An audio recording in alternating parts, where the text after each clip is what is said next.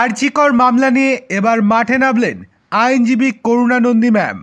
আরজিকর কাণ্ড নিয়ে গত আগস্ট মাস থেকে উত্তাল রাজ্য রাজনীতি।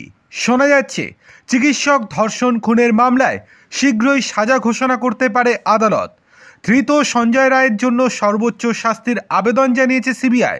এর মাঝেই আসছে বড় খবর, আরজিকর কাণ্ড নিয়ে সুপ্রিম কোর্টে দায়ের হচ্ছে নতুন মামলা, যেটা দুদিন আগেই আপনাদেরকে জানিয়েছিলাম।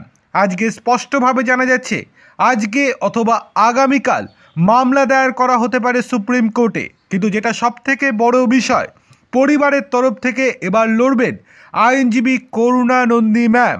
আগেই জানা গিয়েছিল আরজিকর ধর্ষণ হত্যাকাণ্ডে আরও তদন্ত চেয়ে সুপ্রিম কোর্টের দ্বারস্থ হতে চলেছেন নিহত চিকিৎসক পড়ুয়ার বাবা মা। এবার জানা যাচ্ছে আজ বা আগামীকাল শীর্ষ আদালতে এই মামলা দায়ের করা হতে পারে। সেখানে তিলোত্তমার পরিবারের হয়ে মামলাটি লড়বেন আইনজীবী করুণানন্দী ম্যাম। রিপোর্ট বলছে কলকাতা হাইকোর্টের নজরদারিতে যাতে আরজিকর কাণ্ডের তদন্ত প্রক্রিয়া হয় সেই আবেদনও জানানো হবে। সুপ্রিম কোর্টে মামলা দায়ের প্রসঙ্গে আরজিকরের নির্যাতিতার বাবা বলেন, আমরা নতুন করে তদন্ত চাইছি না, বরং আরও তদন্ত চাইছি। এই ঘটনায় আরও কেউ রয়েছেন, তাদের খুঁজে বের করা হোক।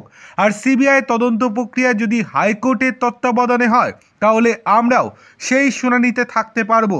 সেক্ষেত্রে তদন্তে কোনো ফাঁক বা অসঙ্গতি থাকছে বলে মনে হলে আইনজীবীর মাধ্যমে আমরা আদালতে সেটা জানাতে পারবো।